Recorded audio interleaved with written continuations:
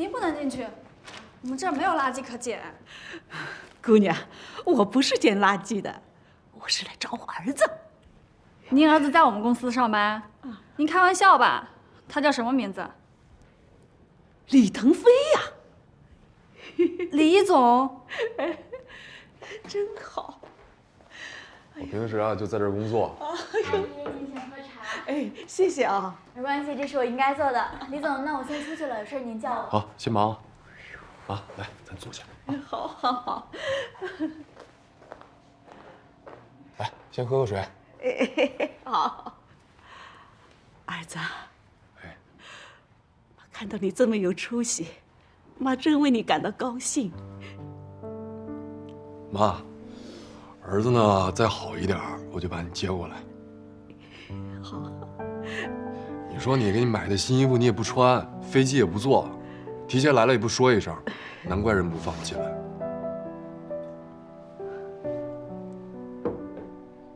儿子，妈是不是给你丢人了？哎呀，说什么呢？妈苦日子过惯了，你寄给妈的那些新衣服、新玩意儿，一是妈不会用，二是妈也舍不得穿呀。再说了，出门在外穿这么好，不是遭贼惦记吗？妈，这个衣服脏了咱可以洗，旧了咱就换新的，东西坏了呢，咱就修，过时了那就给它淘汰，好吧？或者是给那些需要的人。我可就您一个妈呀，你干嘛这么省啊？你说儿子在外边这么辛苦的打拼，不是希望您能过得好一点吗？儿子，妈知道你懂事、孝顺，妈没有白疼你。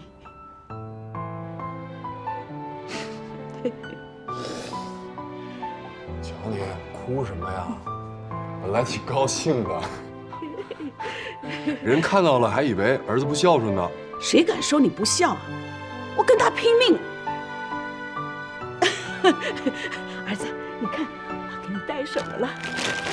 又带这么一堆啊！山核桃，咱家后山那个。妈自己种的。来，这回啊，妈还给你几个好兄弟各带了一包呢。有一个叫什么于什么，他特别爱吃咱的山核桃啊。这个他叫啥？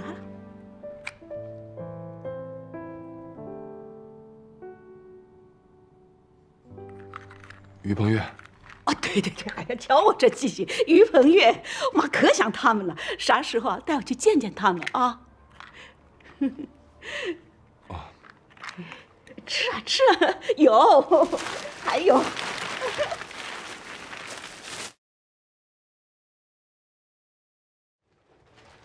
我租那房子太小了，所以这2天您就住这儿啊。这房间很贵吧？住一宿得花多少钱呢？儿子，妈不讲究的。妈，你先坐着啊。咱不想省钱那事儿，儿子有钱，你就踏踏实实的住下来啊。明天呢，我带你出去转2圈，咱来一趟不也得体验一下大城市的生活吗？对吧？对。我接个董事长电话。妈。喂，陈老。哦，去上海啊？啊，好，我知道了。哎，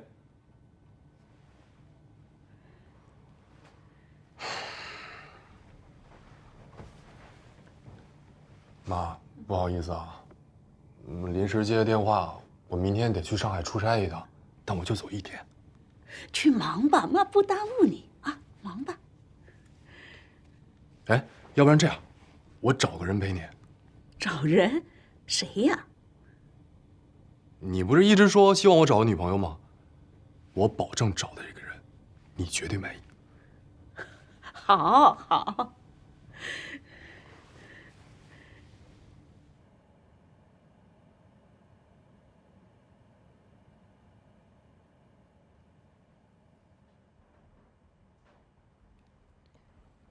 喂，喂，小雨。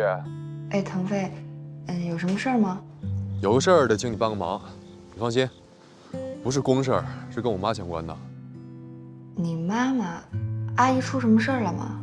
是这样的，我呢刚接到通知，公司让我去上海开个会，正这个节骨眼上，我妈过来了，又提前没跟我说，弄得我措手不及的。我在想，你明天有没有空陪她出去逛逛？我晚上就回来。你找杨子陪是不是也行啊？嗨，杨子要有空的话，我就不找你了。再说他粗心大意的，我也不放心。你别多想啊，这事儿跟工作立场都没什么关系，就是朋友帮忙。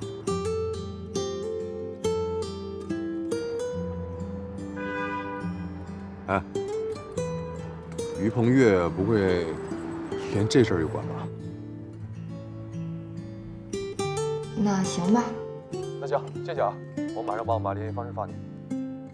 哎，好嘞。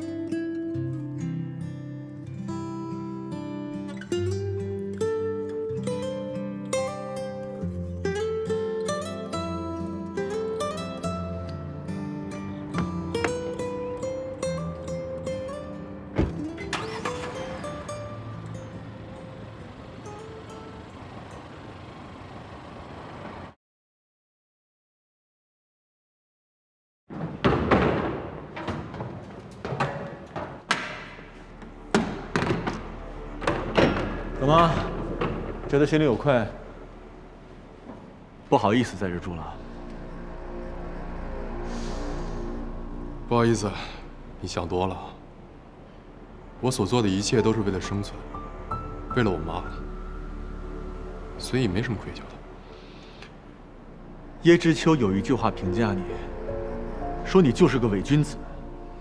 但凡有一点能为自己开脱的余地，就想方设法让自己心安理得。他看人挺准的，只可惜小雨看不准。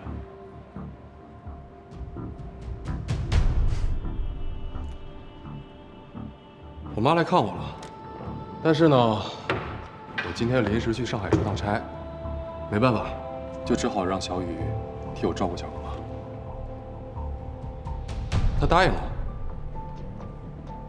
所以这2天你可能就见不到小雨了。你又搞什么花样？搞什么花样？见个家长而已。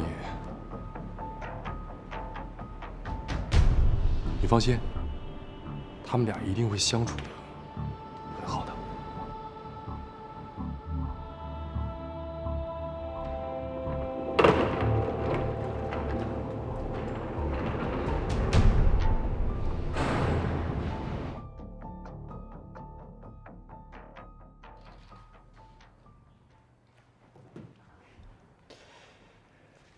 哎，叔，小子，你给我们家小雨安排的什么工作呀？啊，她怎么在陪一个乡下老太太逛街呢？叔，这不是我安排的，她今天请假。请假了？那个老太太是谁呀？那是李腾飞他妈。啊？他妈正好来北方市看他。李腾飞呢又赶上出差，所以呢就想让小雨帮忙照顾一天。谁知道是故不故意的？我看是李腾飞想造既成事实。小子，你危险了！我告诉你，如果这次你再输了，那我可真的就爱莫能助了。哎呦，叔，我求你，我这烦着呢，你别在这说风凉话了。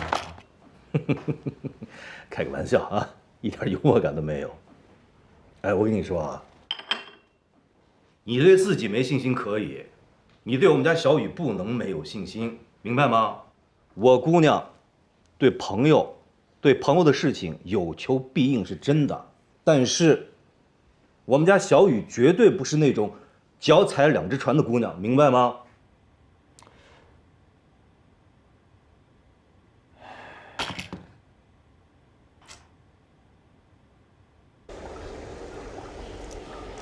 妈，哎，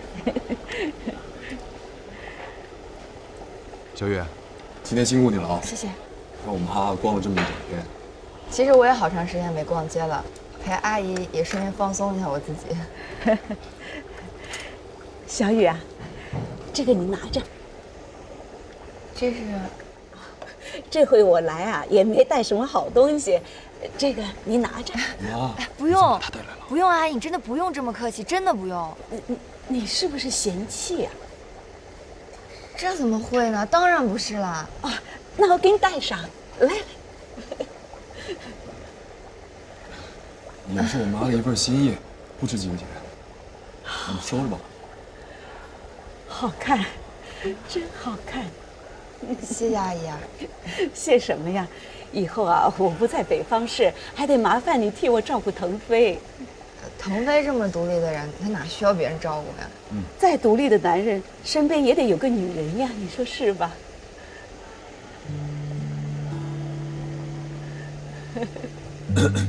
妈，吃饭。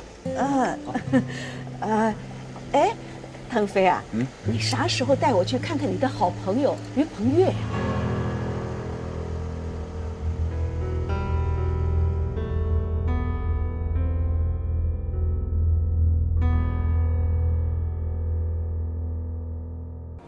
哟，小雨，你什么弄一镯子呀？这一看就是一老物件嘿。啊，我妈来了，我正好出差，小雨呢就陪我妈逛了一天街。我妈心里特过意不去，就送了一礼物。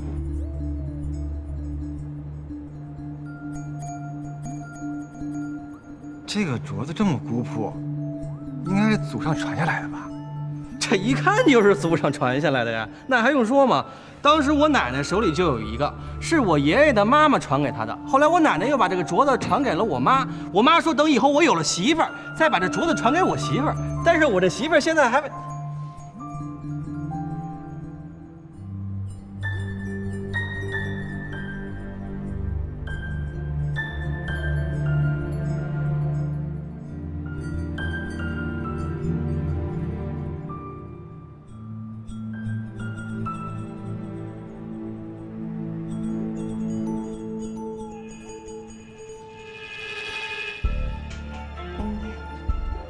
腾飞，不好意思，我不知道这个镯子它这么贵重，你帮我还给阿姨吧。不好意思。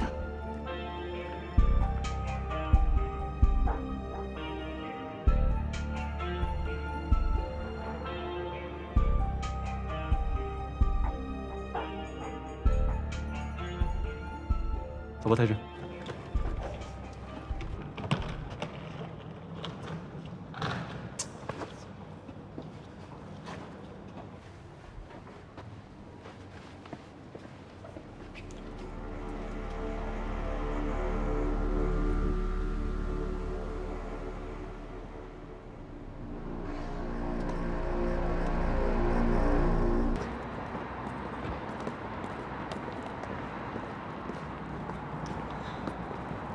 再去查一遍李腾飞的背景，看看有什么遗漏的地方。明白，您放心，这件事交给我吧。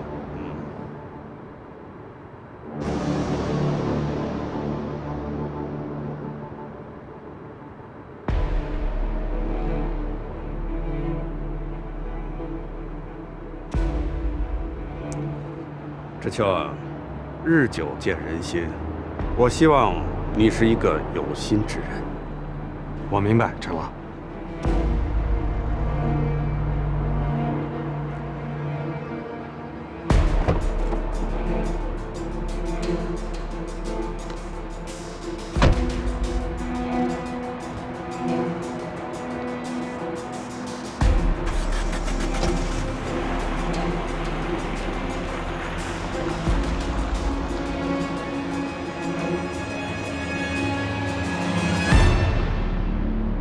腾飞啊，哎，妈，腾飞，你怎么来了？怎么了这是？啊，来，坐下，坐下。是不是哪儿不舒服啊？啊？没有，就是有点想家了。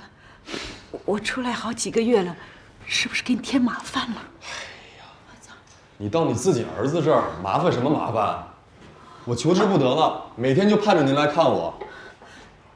可是，我总来公司找你，你们领导对你没意见啊？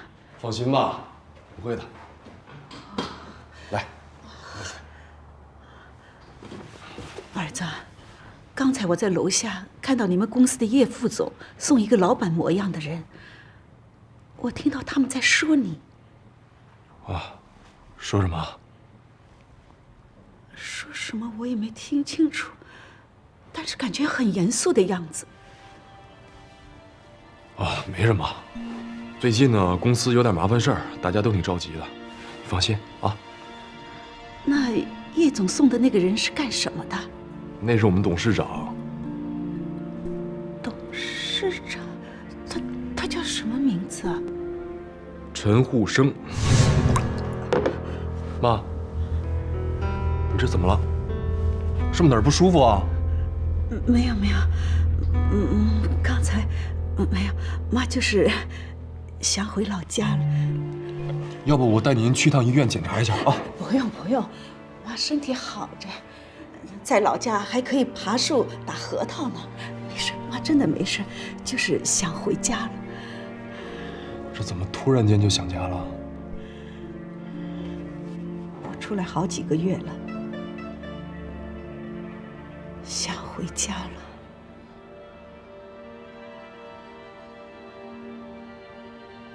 妈，有儿子的地方，那就是您的家。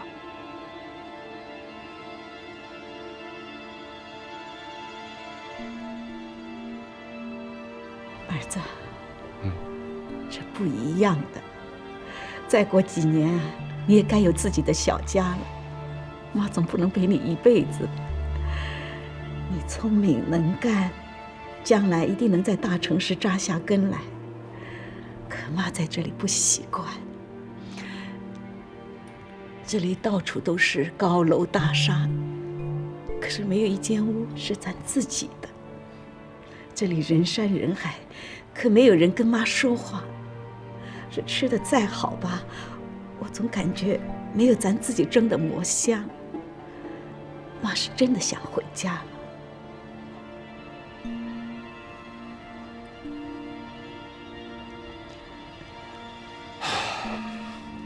行，想家咱就回去，待够了再回来，好吗？好。妈，你打算哪天走？我去送你。我想明天就走。这么急？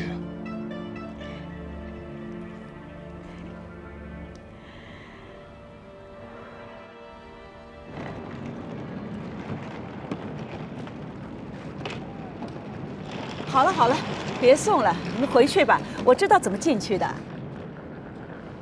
阿姨，那您到了大山，你可千万保重身体，那边寒气特别重。我给您买的护具就放在这包里，您千万记得穿啊。快下边啊！谢谢你啊，小雨，还专程来送我。阿姨，您太客气了，我跟腾飞是好朋友，来送送您是应该的。那您跟腾飞说会儿话，我去看看检票了吗？哎，好，好，好。哎呀，多好的闺女啊！也不知道谁家的孩子能有这个福气。包给我，歇会儿。腾飞啊，妈心里还是不踏实。那个姓叶的副总见了你呢，总是跟你称兄道弟的，可是我感觉他背地里没有把你当朋友，还和老板嘀嘀咕咕的。要不，你别在这里上班了，换一家公司行吗？妈，现在本来找工作就难，找一个自己喜欢的就更难了。你放心啊，我心里有数。还有，你跟你的好朋友于鹏月是不是闹矛盾了？谁跟你说的？那还用说吗？以前你一提到他，就眉飞色舞的说个没完，把他当作亲兄弟一样。可是我这回来，你没有主动跟我提起他，也没有带我去见他呀。哎呀，最近大家都忙嘛。再忙也不能丢了情分呀，是吧？他可是你大学里的真朋友，不像现在公司里认识的那些人，那不一样的。妈，你放心，你儿子不是无情无义之人。妈知知道你不会做对不起朋友的事儿，你们之间肯定有什么误会。你是个男子汉，就该承担起责任来。就算之前做错了什么也不要紧，认个错没有什么大不了的。听妈的话，跟你的朋友聊一聊，把你的真朋友找回来。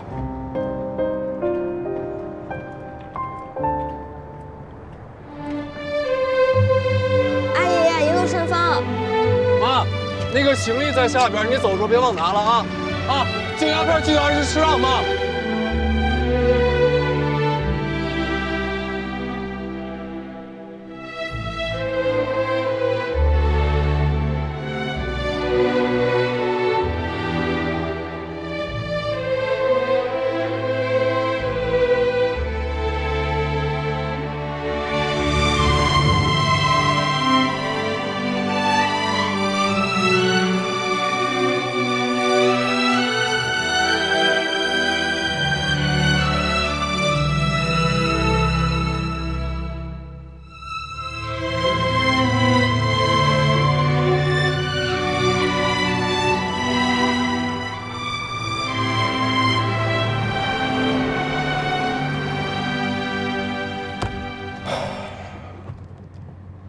还是没能留住我妈，又让她自己一个人回去了。她有自己的想法，做儿女的还是顺着老人家的心意来吧。我这么一想啊，我们这些北漂啊，真是挺可怕的。怎么可怕的？你想啊，每个北漂，不是把年迈的父母丢在老家里，一年到头回家的次数，比候鸟迁徙还少。有媒体曾经统计过，如果是一个25岁的北漂，一年回家1次的频率来计算的话，那这辈子还能见到父母的时间，也就剩1个月了。这么一想啊，我们这北漂心真狠。要是家乡能有更好的发展机会，谁愿意背井离乡呀？大家也都是身不由己。好在现在网络发达了，想念家人就可以打个电话视频一下，总比之前3年5载的都掉无音信的强。一根网线哪能承载得起亲情的缺失啊？还能有什么办法呀？总不能隔3差5的就买机票、火车票往家赶吧？就算有那个钱，也没有那个时间呀。家家有本难念的经，北漂的经最难念。是啊，一方面呢，还是想拼一把，努力。但是又不舍得大城市的机会和事业。另一方面，受限于大城市的高昂生活成本，没法把他们接来啊。这么一想，我们当年要做的那个虚拟办公室项目，还真挺有需求的。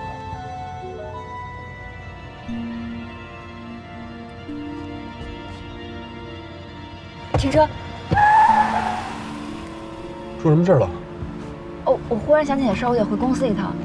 哦，什么事儿这么着急？就是工作上的事儿，不好意思啊，那我先走了。我送你吧。不用，我打车就行。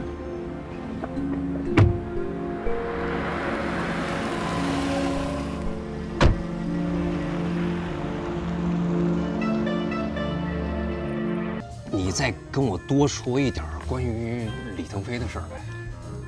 你问这个干嘛呀？前段时间呢，陈老怀疑李腾飞跟别的公司有勾结，就让那个姓叶的去调查一下。结果这姓叶的纯属糊弄事儿啊，什么也没查出来啊。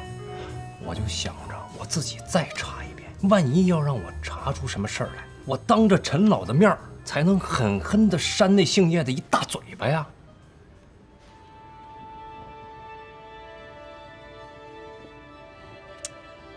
看在你这么对付叶知秋的份上，行吧？你想问什么呀？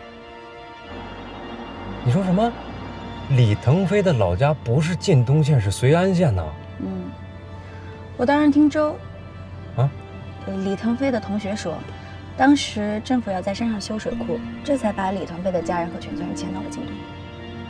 陈老的老家也是绥安县，这么巧吗？哎，李腾飞是哪年出生的？哪年出生的？好像是88年。你确定是88年吗？怎么了？你一惊一乍，88年有什么好奇怪的呀？不是，你现在听我给你分析啊。按照现在所知道的情况，李腾飞刚出生不久，他爸爸就去了上海，而陈护生，不是陈老，就是88年到的上海，而且他们2个人的老家都是绥安县，难道这一切都只是巧合吗？问题是他们一个姓陈，一个姓李，你怎么能联系到一起去呢？也是啊。不过说到他爸的名字还挺搞笑的。搞笑？他爸叫什么？哎，你说一个穷打工仔吧，你说没事起什么唐朝皇帝的名字？他爸叫李世民，搞笑。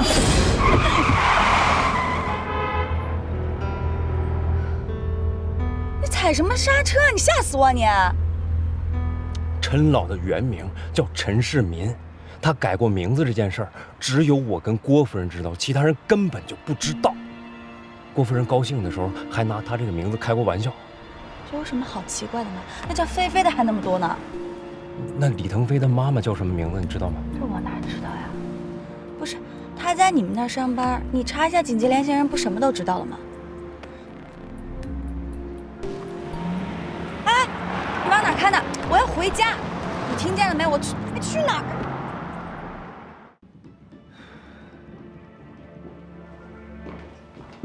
全在这里了，陈老让你查这个干嘛？不该问的别问。忙你的去吧。知道。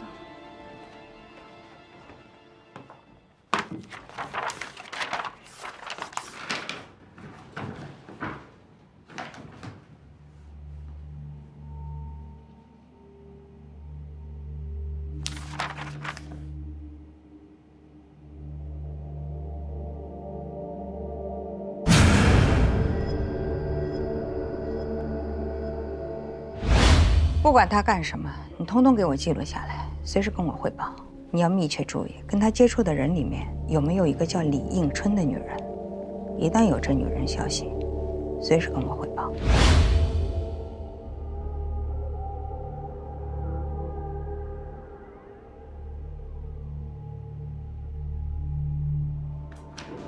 发什么呆呢你？出大事儿了！松开！出什么事儿？咱们俩又发财了。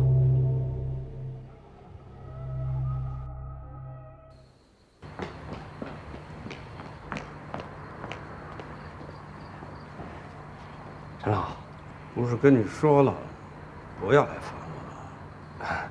陈老，是这样，我打听到一些重要消息，所以必须得来跟您汇报一下，是关于李腾飞李总的。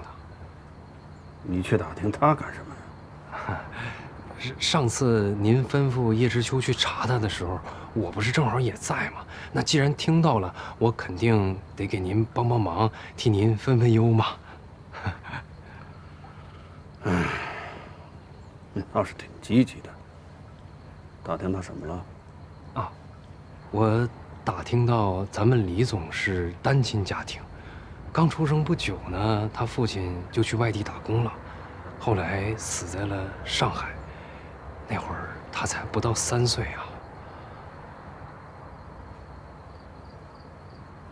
这些我早就知道了，还用你来告诉我？我还打听到，咱们李总的老家不是晋东，而是绥安。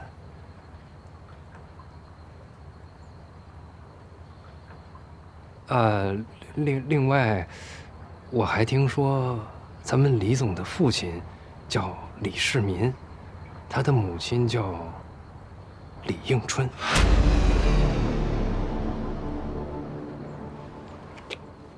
跟你说了不要来烦我，听不懂我的话吗？赶紧给我滚！我滚！你别生气，我。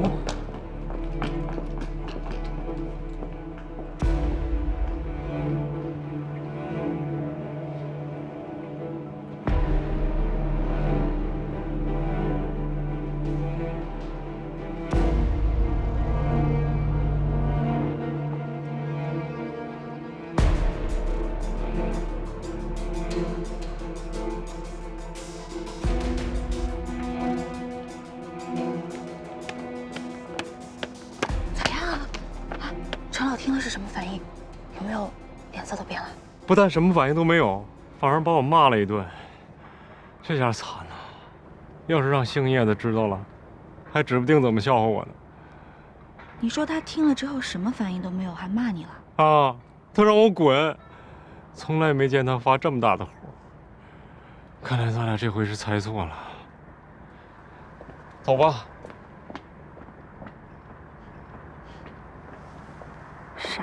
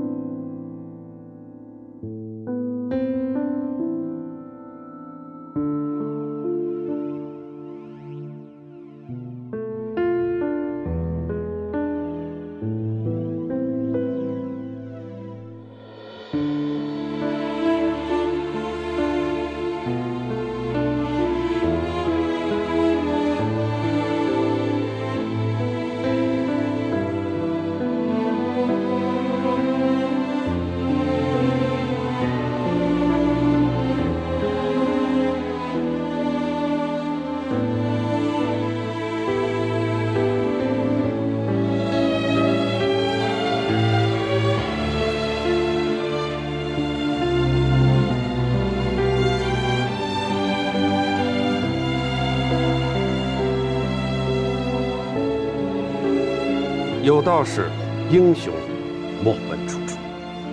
你很有意思，也很有潜力，坐怀不乱，临危还有机智。我果然没看错人。陈老，您过奖了。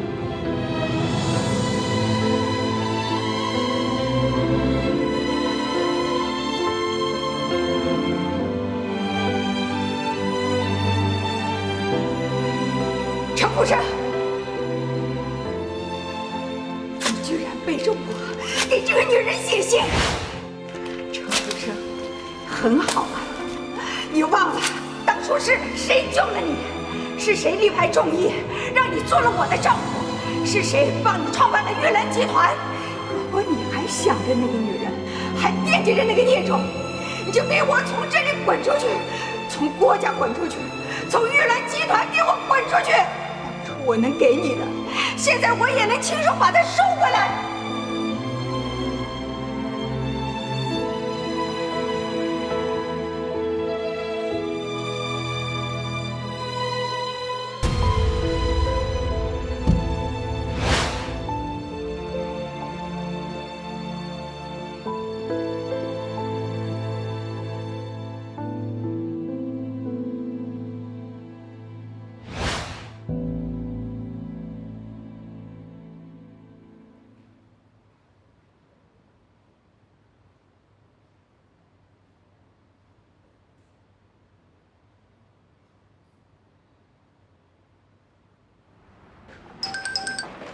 喂，妈，你怎么这么晚了还打电话？腾飞吗？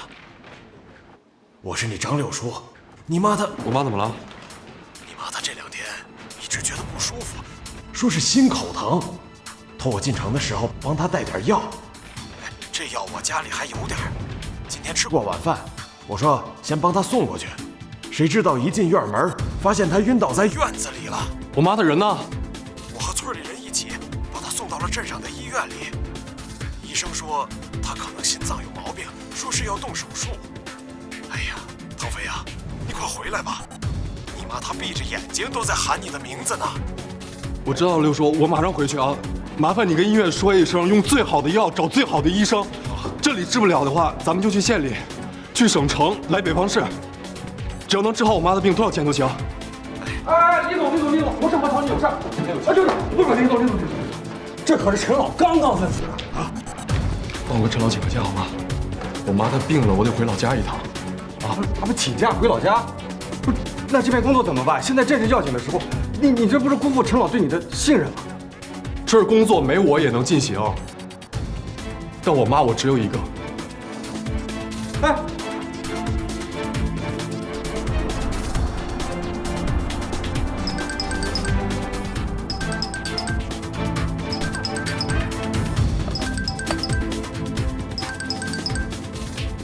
喂，六叔。哎，腾飞啊，这医院治不了，我们现在送你妈去市里的人民医院。你一会儿啊，直接去人民医院吧，啊！好的，来了。喂，六叔。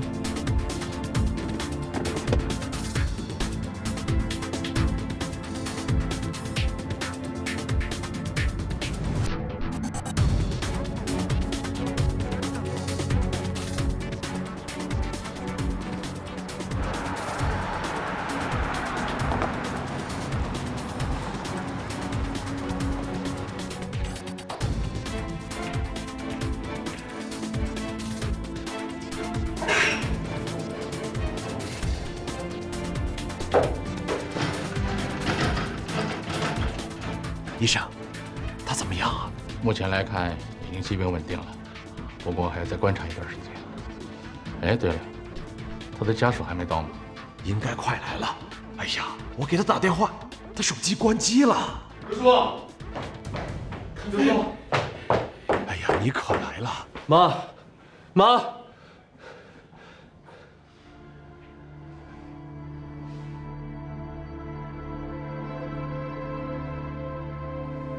你母亲的病还是挺严重的，这次手术只是先暂时帮她脱离了危险，并不能彻底根除隐患。要想好起来，还要尽快进行第2次手术。还得手术啊？那咱们医院能做这手术吗？全国能做这类手术的，也就只有那么几个专家，所以我建议你还是带她到北方市去看看。我妈这情况，她什么时候适合转院？照目前的情况来看，下个月就应该可以了。啊，记得和那边的医院提前联系好，别到了在现场。另外，钱的方面要赶紧准备起来，免得到时候手忙脚乱。医生，这个大概得花多少钱？这个就不太好说了，反正不是个小数目。我知道了，医生，谢谢你啊，辛苦了。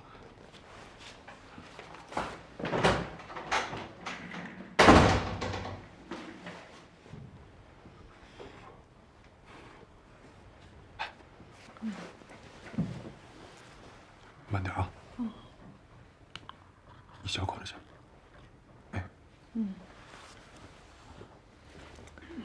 医生说了，你没什么大事儿，但是最好呢还是去大城市医院检查检查，等您稍微好一点了，咱就回去，啊？你瞧，上次不让您回去，对了吧？妈没事儿，有你六叔在这儿就行了。什么没事啊？您都晕倒了还没事呢？注意点儿。你这么忙，赶紧回去吧。放心吧，公司那边我都请好假了，没事的。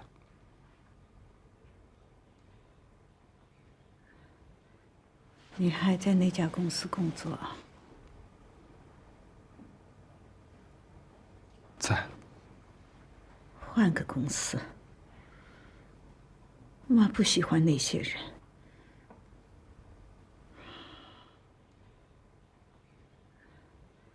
好。六叔，这个治疗费和住院费我已经都交过了。这趟出来的着急，没来得及取太多现金。这些你先拿着给我妈备用，要是不够的话，我再去取。哎，别急，钱不够，我和大伙儿先帮你垫上啊。谢谢你啊，大家。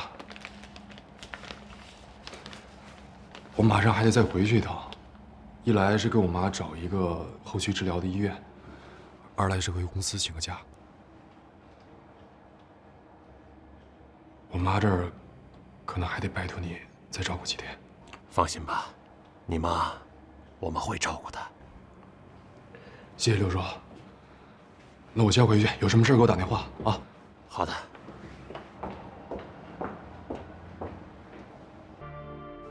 什么？李腾飞的妈妈病了？这什么时候的事儿？就是前天夜里。你怎么不早告诉我？你知道他妈妈得了什么病吗？说是心脏病，不过我觉得他就是一个借口。说不定这2天他就来找您辞职了。不光是他，杨新伟那小子已经辞职了。您说这不是明摆着，他们和于鹏岳是一伙的吗？陈老，李总来了。但是您瞧瞧，说曹操曹操到，让他进来吧。是，李总，有什么你就直说了吧。陈老，你是不是也想要辞职？辞职？谁说我要辞职？杨新伟都辞职了，你不辞职吗？杨新伟辞职了，我怎么知道？哎，你看你啊，你们连表情都一模一样，能不能有点创意啊？啊，好了，知秋。腾飞啊，你找我有什么事儿？是这样的，陈老，我妈前天晚上犯了心脏病，刚做完手术，但是情况比较特殊，可能得去大医院2次手术。我们家里没其他亲人，所以就只能我自己去照顾一下。想跟您请个假，请一段时间的假。我昨天已经托叶总跟您说了，但觉得还是亲自来说比较好一点。陈老，现在正是忙的时候。李总要是请假了，这工作谁负责？他的工作，你先顶上。我，腾飞啊，你妈妈生病，你想去照顾她，这我理解。可是工作上的事情一直都是你在牵头，你突然不在了，进度上肯定会受到影响。你看这样行不行？抽个时间跟知秋交接一下，让他帮你顶一顶。另外，在你请假这段时间，我希望你能上半天班，给知秋帮帮忙。至于你妈妈那里，可以先找一个护工，费用公司来出。你看，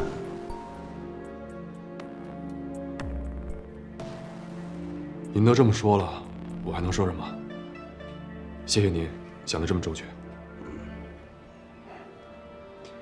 知秋，你的意思呢？我觉得不太好吧。我一个副总主持工作，让总经理给我帮忙，这个是不是有点太那个了？我怕影响不好。再说了，要是真有事儿，李总又不在，我是该拿主意呢，还是接着找李总？总不能什么事儿都来麻烦您吧？那你的意思是该怎么办呢？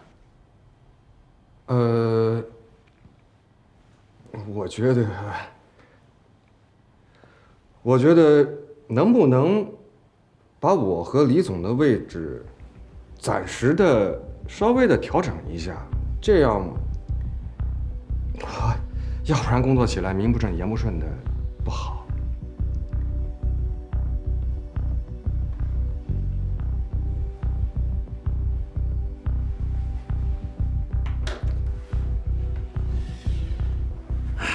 腾飞啊，知秋刚才说的也不是没有道理。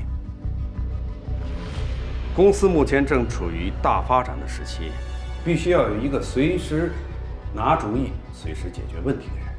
如果你要去照顾你母亲，可能在这方面确实勉强了一点，不如先把你和知秋的位置临时调换一下，你看怎么样？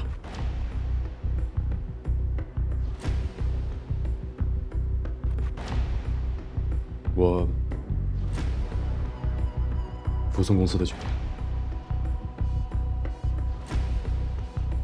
好。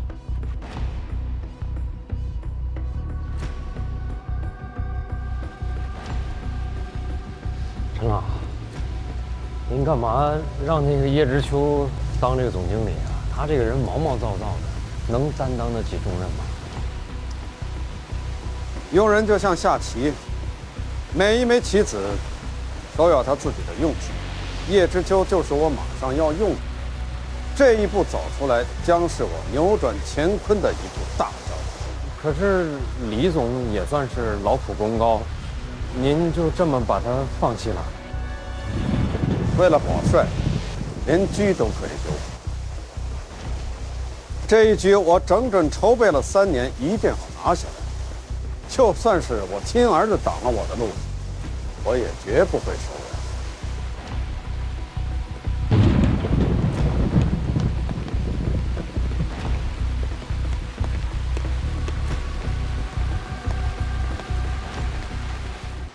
现在啊，叶知秋成了总经理，老大都成了副总了，公司来了好多新人，都是之前叶知秋的小弟，现在把公司整得乌烟瘴气的。叶知秋当总经理，看来陈无生真的对老大下手了。但是说实话啊，陈富生对老大还是挺照顾的。照顾什么呀？啊？叶知秋都骑到老大头上了，还照顾？我说的是真的。杨子，到底怎么回事？哎，这事儿吧，其实什么呀？跟老大发过誓，说不能告诉你们。太真呐，来来来，哎，别，不是打人不打脸，别，快点，太真来。怎么了，同学哥哥？你问一下杨子，老大最近怎么样了？我问，你自己直接问他不就行了？我哪敢问啊？人家跟老大说了，不告诉我们2个，但没说不告诉你啊。啊？哎呀。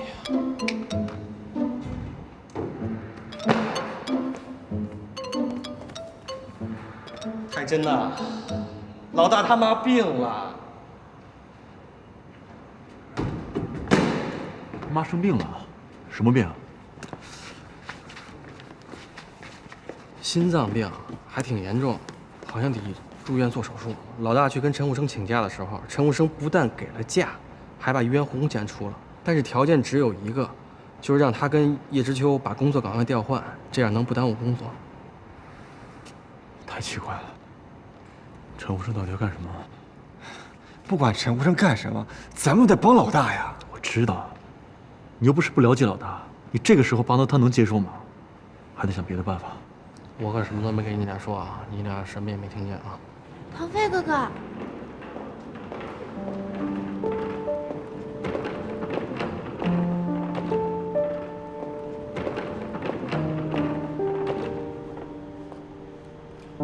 怎么了？看着我干嘛？你怎么回来了？想回来就回来了呗。再说我又没退租。你不是在外面？哦，下午我那房子给退了。有什么问题吗？没问题啊，挺好的。欢迎回来，是不是夏雨？啊，欢迎回来。行。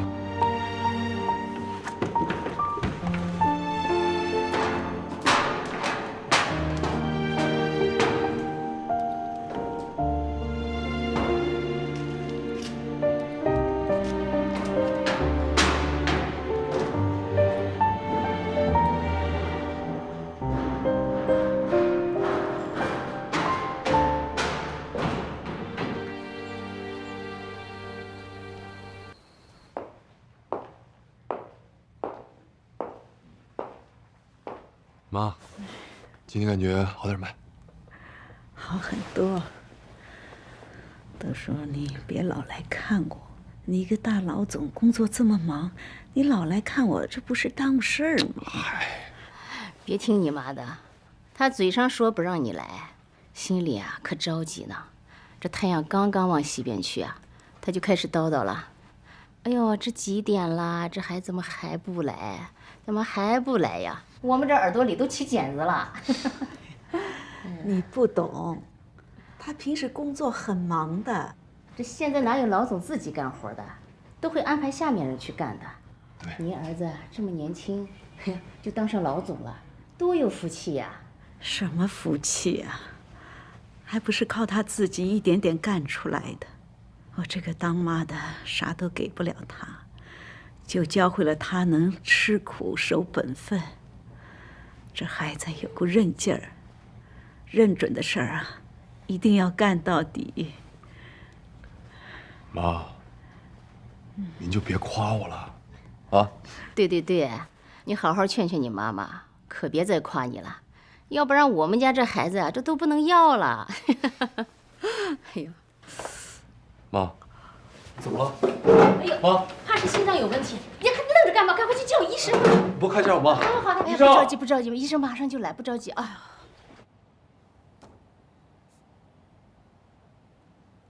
大夫，我妈这病情怎么样了？很严重啊，需要尽快做手术。但是她现在这个身体，短期内连续做2次手术，对身体损伤是很大，但没有办法，不做手术，病人可能坚持不下去。好，那什么时间可以开始手术？快的话，这个月就可以做，但这种手术很贵，加上冠心病监护病房的费用，一天要好几千，你事先要做好准备。好的，没问题，只要能治好我妈的病，花多少钱我都愿意。求求你，求求你，这份工作对我真的很重要，只要你让我留下来，我李腾飞给您当牛做马，干什么都行。求求你，好不好？好不好？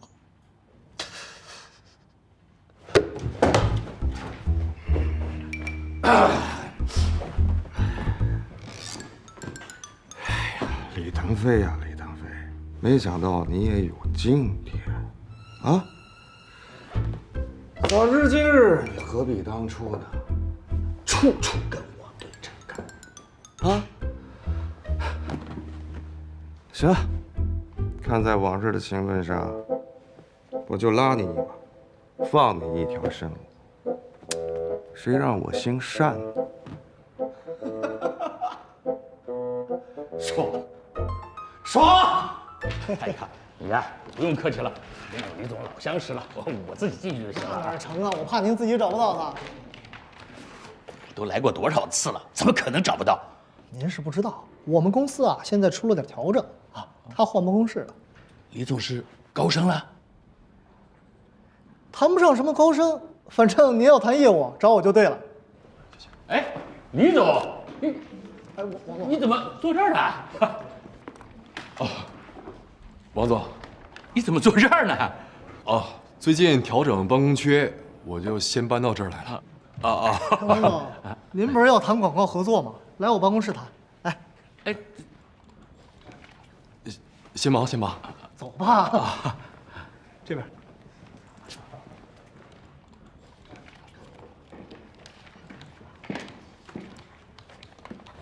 这样，太过分了吧？别人都定稿了，就李总没有。谁知道姓叶的又想什么鬼主意呢？李总也太可怜了。我觉得吧，这里边一定有问题。没想，要是李总真是受了委屈，以他的能力，干嘛不辞职呢？是啊，这要换了我啊，早就走了。所以说呀，这里边不一定有什么事儿呢。听说呀，他在任的时候坑了公司不少钱，但是叶总给他面子，没有赶他走，也没有报警，所以他现在才坐在这儿。真的假的呀？我说他怎么一直在这儿呢？原来是心里有鬼，成天摆出一副老板样，唬谁呀？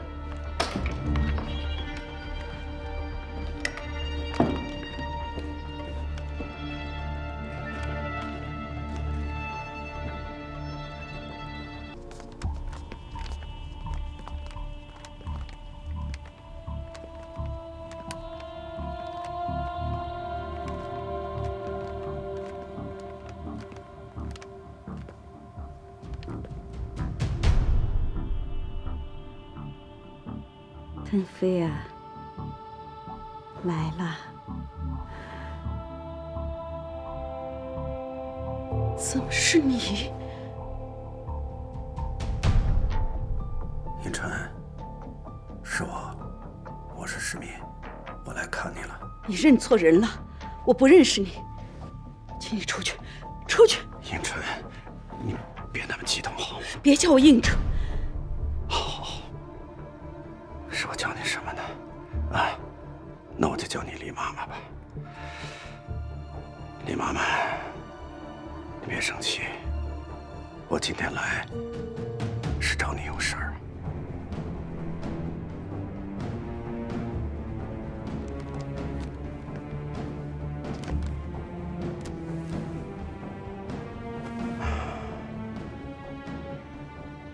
虽然咱们离婚多年，可毕竟夫妻一场。你现在生病，说实话，我这心里真的很不是滋味。我一个乡下女人的病，用不着你这个玉兰集团的大老板担心。看来我的事你都知道。我在腾飞公司见到过你，这么多年过去了，没想到如今的大老板陈护生，就是当年那个面朝黄土背朝天的陈世民。是，我们都变了，你也老了许多。我知道，这些年你一定吃了不少苦吧？我不苦，因为我有儿子，我们娘俩过得很好。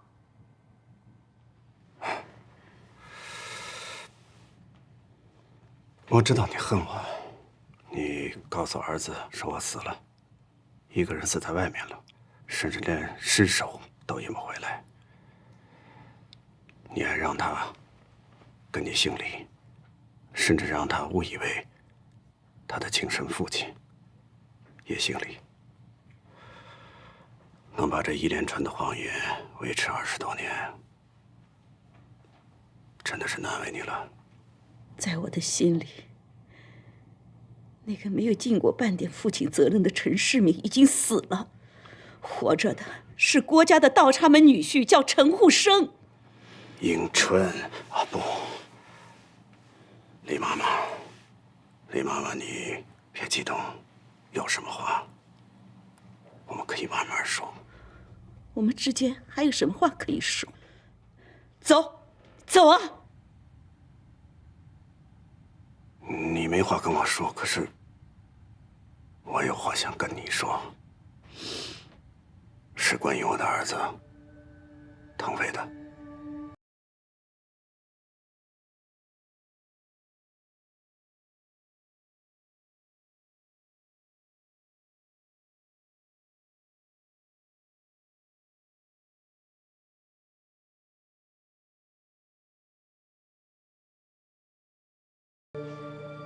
但是既然我已经知道了他是我的儿子，他跟我有血缘关系，我总不能就这么无视下去吧？我准备用实际行动来弥补我过去犯下的错误，来找回我曾经失去的东西。你想怎么样？我警告你，不要打我儿子的主意。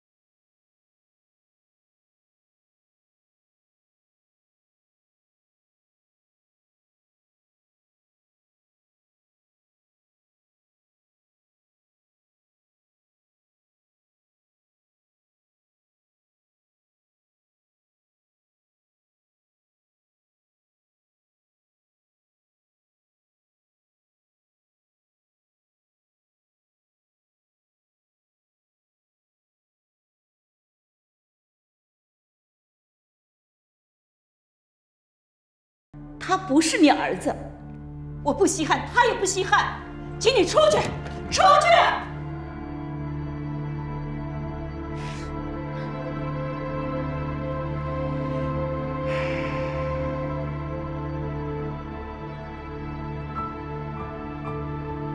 看时间，腾飞差不多该来看你了吧？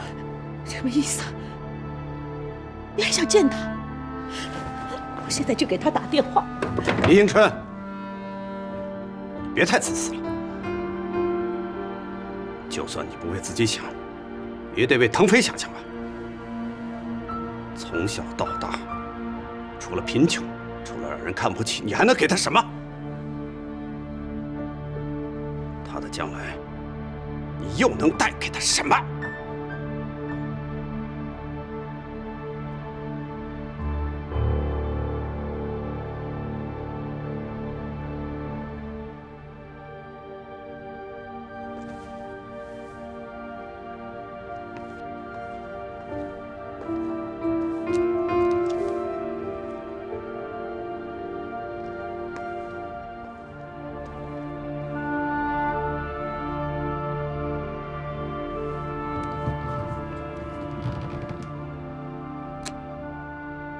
你好好想想吧，我还会再来的。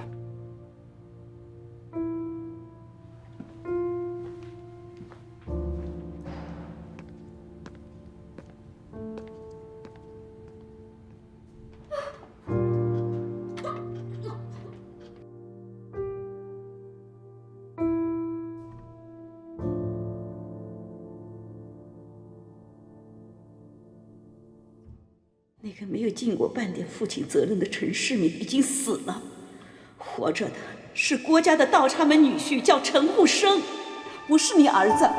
我不在乎，腾飞也不在乎。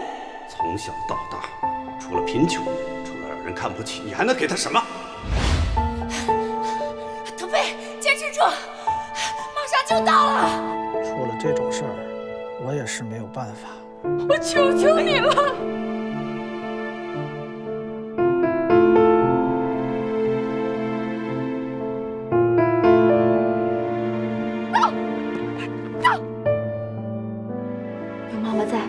谁也不能欺负你。让你不争气，让你不争气，让你不争气！妈，别哭，下次我一定考100。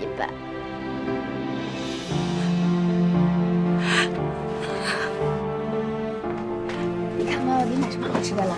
哇，桃酥，妈妈你吃。你吃。你吃吗？妈妈不爱吃。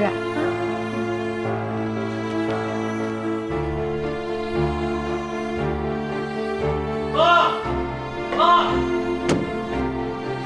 我考上了，你看，北方清华大学。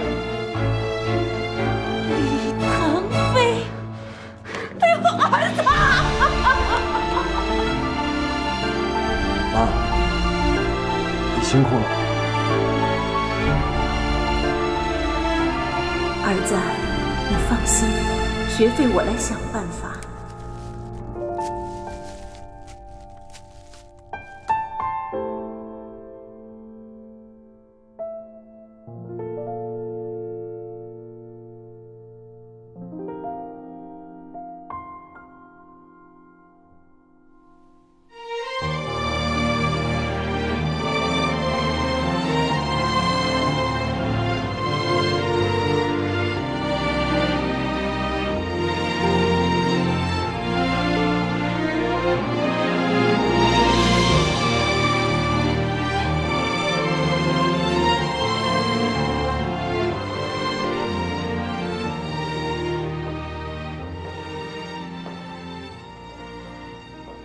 妈，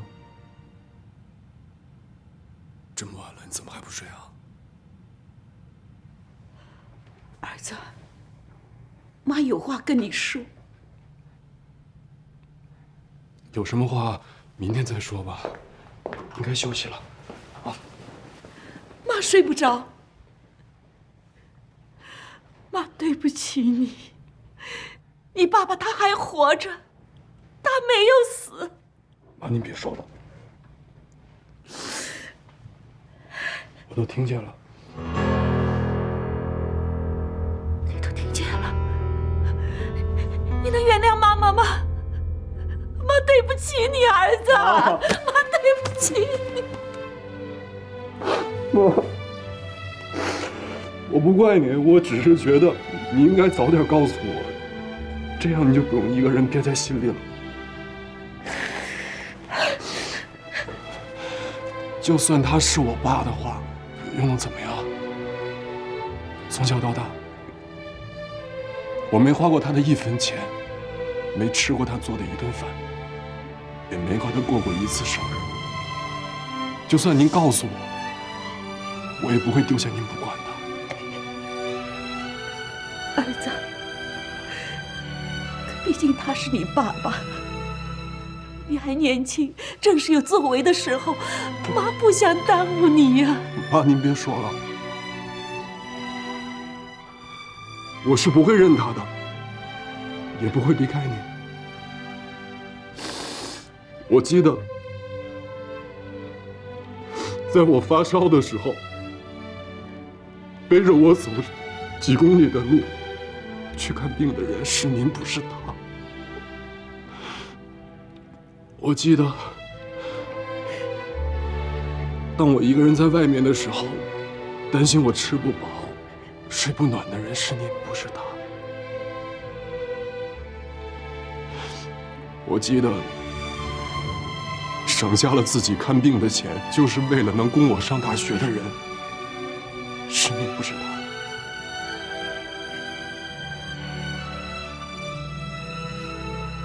妈，虽然我们穷，但是他的钱我们不要。儿子养您。儿子，我的好儿子。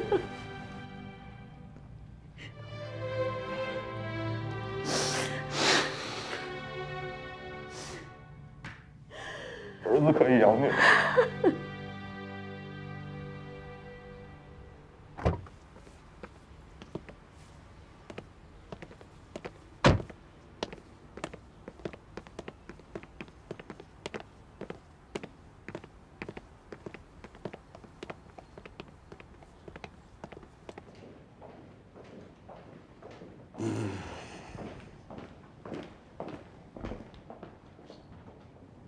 你怎么在这儿？怎么了？我不能在这儿啊？这房子用的好像还是我的名字吧？说什么呢？你提前打个招呼，我好让小蒋去接你呀。哟，那我怎么敢呢？小蒋可是你陈某人的御用之人，我怎么敢随便使唤呢？哎呀，夫人，你说什么呢？咱们是夫妻，为什么要分得那么清楚啊？是吗？真的不用分那么清楚？梅英，这好好的，你说你这又唱哪出啊？好好的，好好的，你去医院干嘛呀？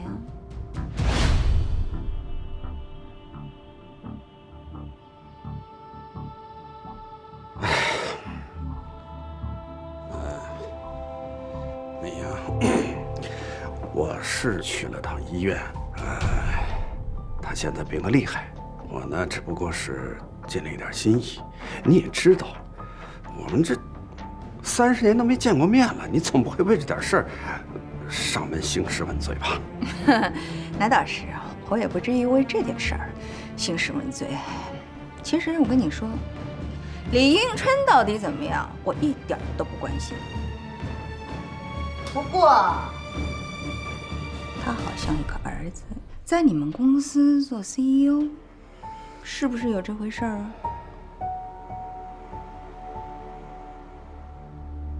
是，你说的是李腾飞，他以前是在公司里。那他人呢？我倒想见见他。他现在辞职了。辞职了？对。那为什么呀？这么好的工作，又有你这么一个大善人照顾着，干嘛辞职呀？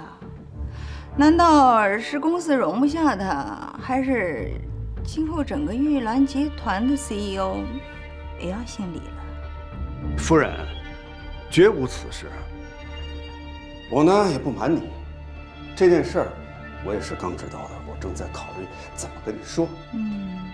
说多了吧，怕你担心；说少了吧，我又怕你不放心。今天你来了，那就把这件事情说透。我发誓，我陈虎生早就不是原来的那个陈世民了，跟李迎春和李腾飞绝无半点关系。哦，这么说，你还真舍得你那个亲生儿子？这有什么舍不得的？哼，是我是他的亲生父亲，可是我们之间没有感情啊，一点都没有。我就觉得人和人之间是讲感情的，不只是讲血缘。再说了，这个李腾飞到底是不是我的亲儿子，现在也不好说，是不是？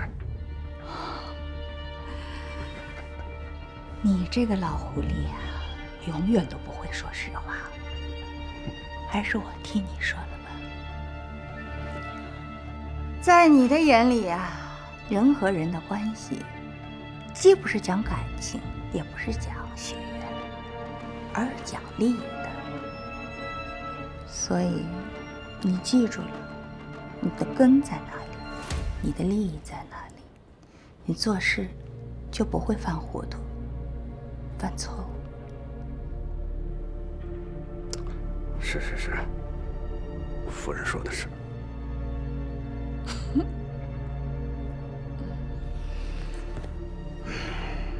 怎么样？这回你都听清楚了吧？听清楚就出来吧。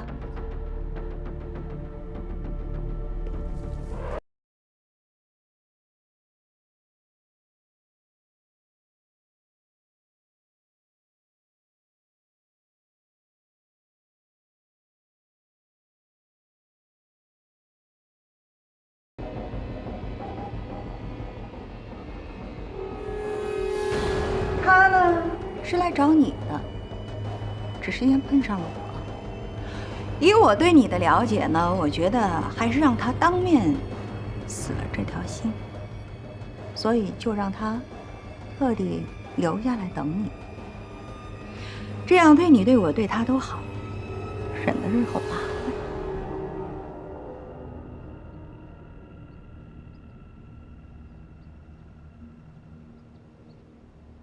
您可能是误会了，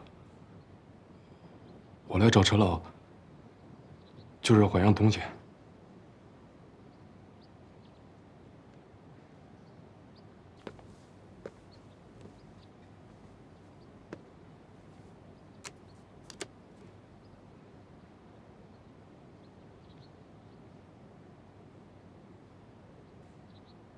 之前辞职，没来得及跟您说一声。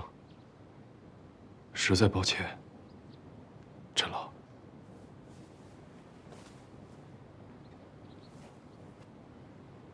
这些年，感谢您对我的支持和栽培，谢谢您，陈老。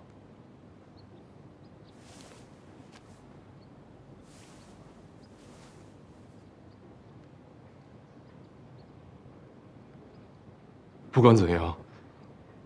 您能去看我母亲，还是感谢您，陈老。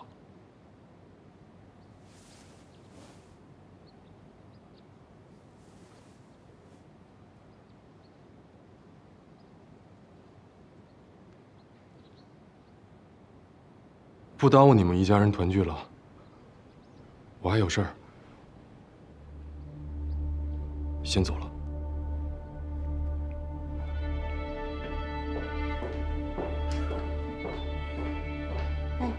人还没死就对你3鞠躬，这分明是对你的遗体在告别呀！我也是啊，在他妈妈的说法里，你早已经是死人了。郭美英，你太过分了。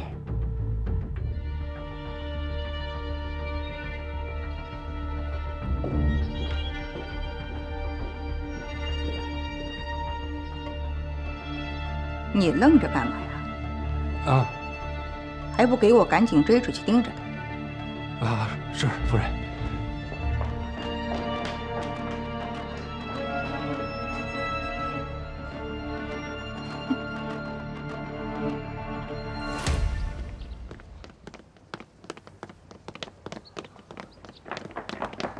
陈老，您慢点，夫人让我。吃里扒外的东西。陈老，您错怪我了，真不是我告的密啊！您借我10个胆子，我也不敢说呀。我再说了，知道这件事的人又不只是我一个人。菲菲，这个贱人，早晚我会收拾他。还有你，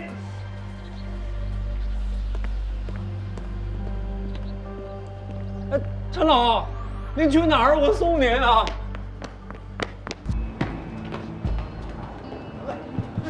去，儿子，快！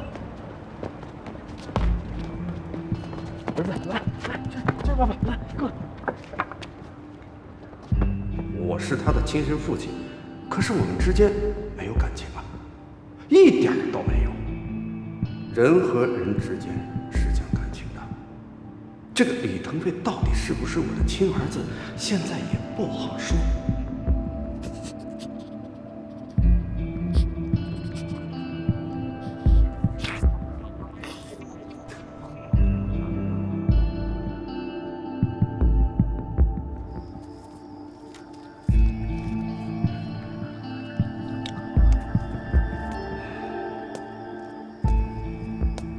哎，怎么了？你怎么坐这儿了？哎呦，老大，给你打了1天电话你都不接，出什么事了？说来话长啊。你呢？怎么回事？怎么不进去？这事儿啊，也说来话长。这个叶知秋啊，还真挺会釜底抽薪的。要不是我提前准备，还真被他们打个措手不及。你呢？说说你的事吧。一件私事。私事的话我就不问了。不过，如果你自己搞不定的话，记得来找兄弟。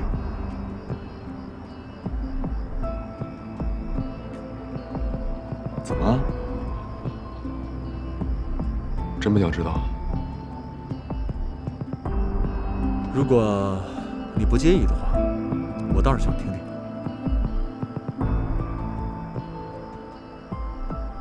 那我问你一句，你还会像以前一样相信我吗？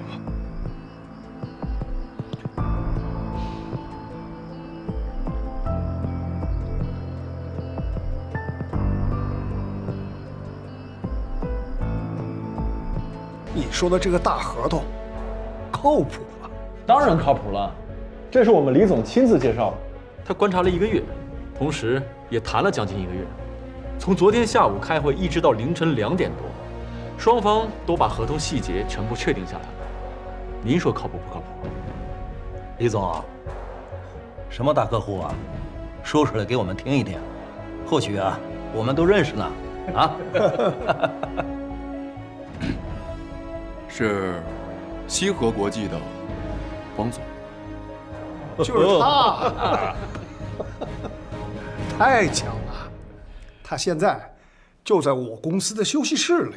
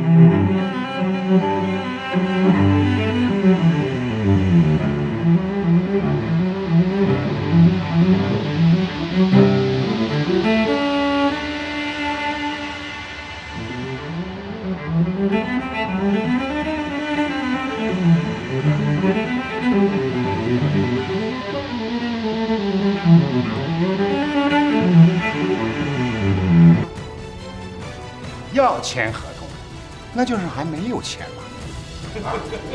我当然有选择合作不合作的自由。对了，你们也有选择合作伙伴的自由啊。王总，我希望你给我一个合理的解释。解释？哼，李总，我觉得这个问题还是你来回答。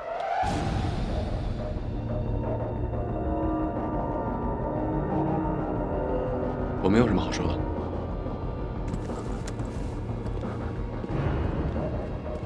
我回去之后，又仔细想了一下这个问题。我觉得咱们公司不值得汪总的投入。出于对汪总和资本的保护，我建议汪总和包总谈合作。老大，你，老大你没事吧？你到底站哪边的呀？他是哪边的，还用说吗？王总，请坐。李腾飞，你这么做到底为什么？哎，你们大家可能都不知道是吧？咱们李总可大有来头啊，他的亲生父亲就是业内大名鼎鼎的陈护生陈老啊。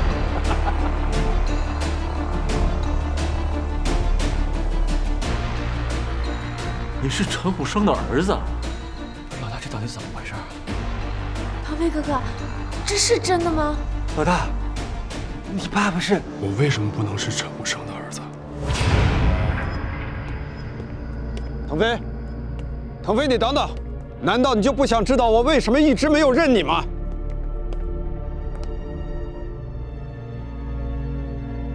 离开家的那一年，我已经30岁了。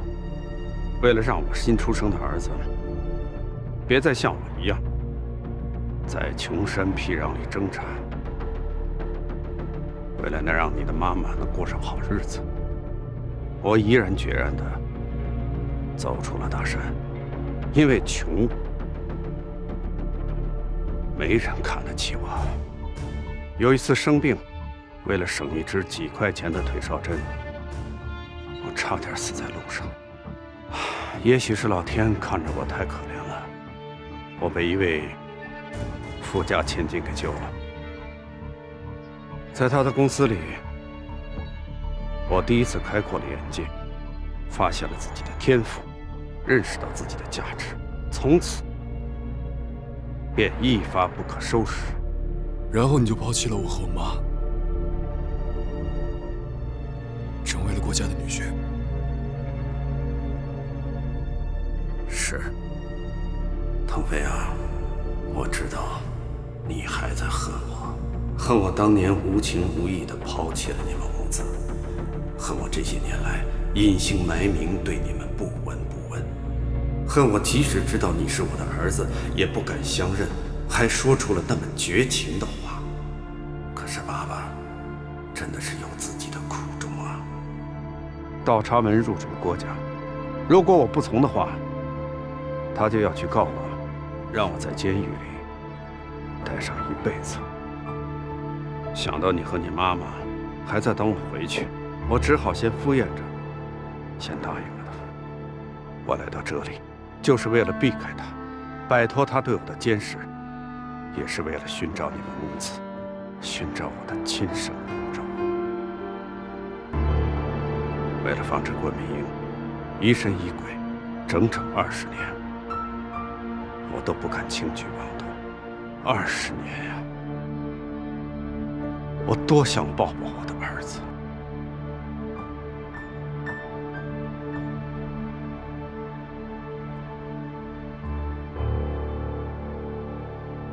腾飞，那天当着郭美英的面，我说的那些话都不是真心的。他这个人嫉妒心一起，什么事都做得出来。我不想看着你跟他发生冲突，我不想你被他害。就算你不为自己想，也要为你妈想想吧。如今，我已经在这里另起楼灶，有了一块真正属于自己的地盘。腾飞，我需要你来帮我好好的经营它，壮大它。到了那时候，这些全都是你的，我的资产，我的人脉，我的经验，全都是你的。你是我唯一的儿子。现在，你要学会放弃，不能让任何人阻挡我们父子，包括那个于鹏岳。在利益面前，人心叵测，更何况他姓于，你姓陈。别忘了，你的身上流的是我陈世民的血啊！腾飞，只要我们父子联手，没人会成为我们的对手。你是个理智的人，我相信你，我相信你知道该怎么做。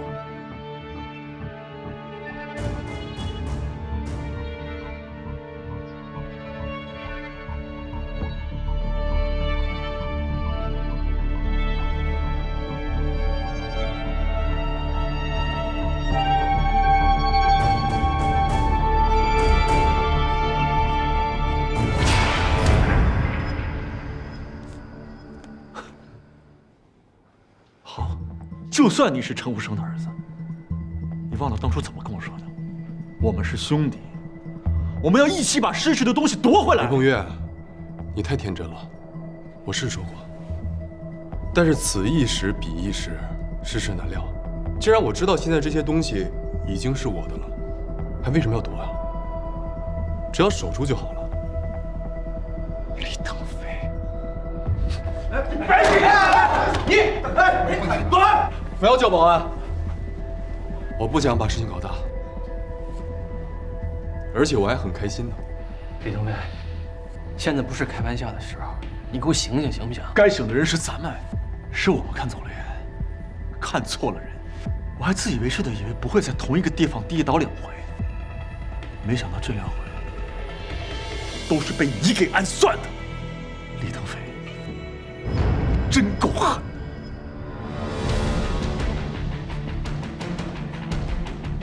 各位老总，先请坐。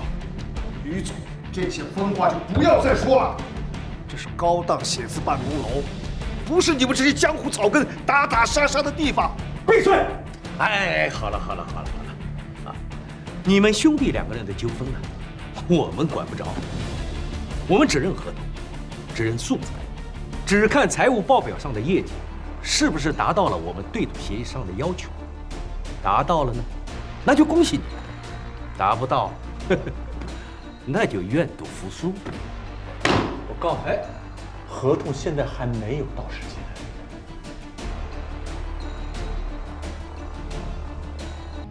既然我是这个公司的董事长，我们又在开股东会，那么我的第一个决定是，请你出去。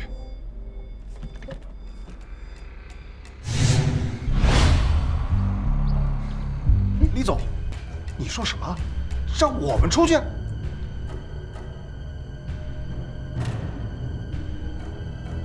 怎么？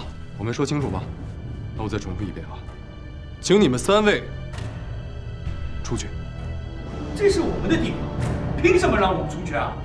你们3位刚才不是已经把股权转让给李总了吗？我们现在在开股东大会，既然你们不是股东，当然有必要回避一下。不过你们放心，今天的场地费我们来出。李腾飞，你臭小子搞什么？陈老在这之前不是这么说的。别喊，陈老怎么跟你说的，我怎么会知道？再说我也没兴趣知道。这李腾飞，李同学，好啊，很好。有什么话你跟我说呀？不是你们到底要找谁啊？谁是陈武生？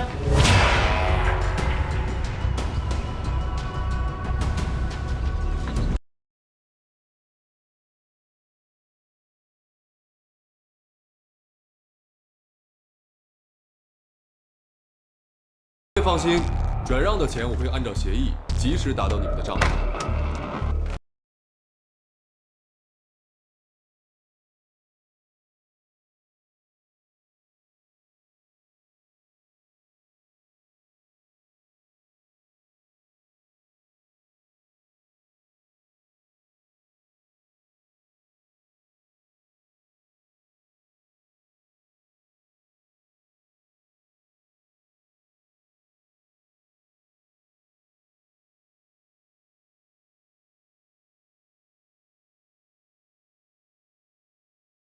陈武生是我的生父。老大，你没跟我开玩笑吧？那今后的账怎么打？该怎么打怎么打。那是你爸，但他不配做我的父亲。接下来你怎么打算？总之我是不会认他的，而且他对于我们公司会想办法置于死地，甚至不惜利用我和他的血亲关系。以他的人品和做事风格，他能干出来是不是？难道你就不想知道我为什么一直没有认你吗？他想让我给你介绍客户。给我介绍客户？这位是西河国际的汪总。来，汪总，这边请。你先去看看。在关键时刻，由我配合这个客户临阵倒戈，给你带来一个釜底抽薪。你怎么说？答应了，不交个投名状的话，怎么可能会套出他的底牌？他还有底牌？他这个人不到最后一刻是不会轻易亮出自己的底牌的。俗话说，将欲取之，必先予之。既然他愿意演戏的话，那咱们俩就陪他演一出苦肉计。我就知道你一定会来的。陈无生的底牌我已经摸清了，这30年来，他一直企图摆脱郭美英的控制。这一次，不知道他通过什么手段，让包总他们同意把股份转让给我。下次的股东大会，我会让包总他们几个把手里的股份全都转给你。这样之下，他们就可以通过我，间接的控制咱们公司，帮他开辟出一块在郭美英控制之外的自留地。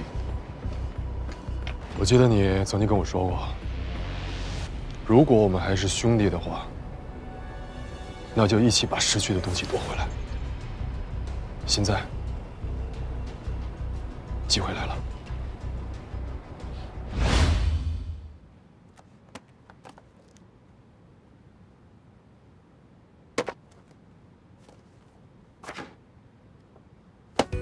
大鱼啊！你们俩，你说大鱼，你跟我说什么呀？你跟我说我是杀手锏，我什么杀手锏？你留手啊！什么意思？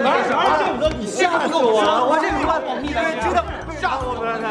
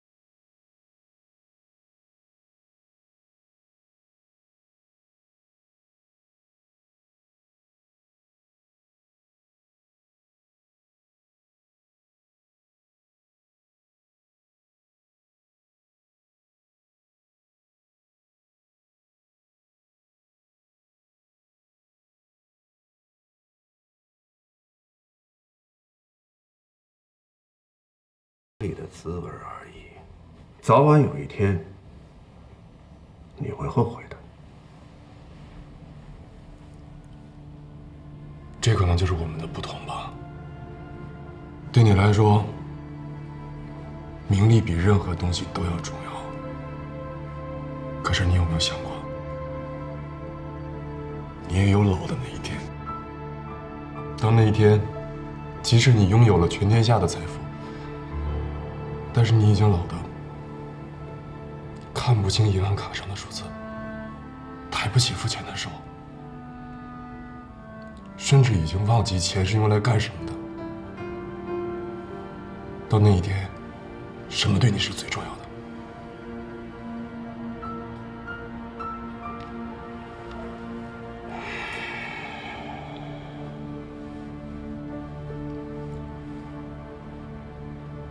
你妈妈她怎么样了？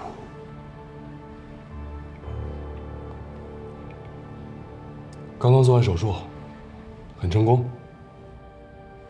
医生说，只要好好休养，就会好起来。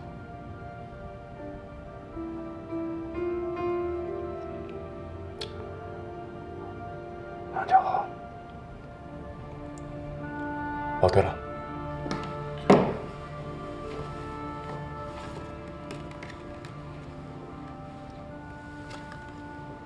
这张照片是我妈让我带给你的。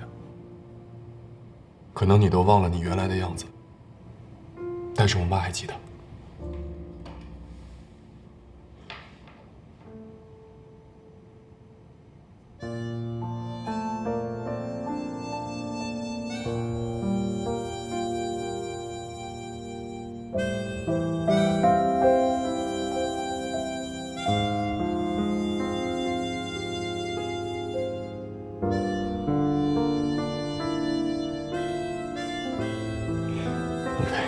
不管怎样，谢谢你，谢谢你让我来到这个世界。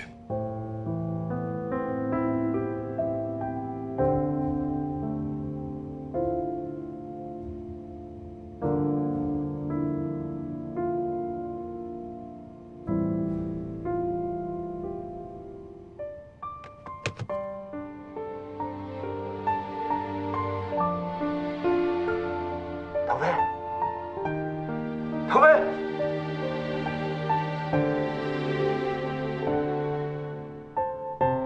儿子，我有话要跟你说。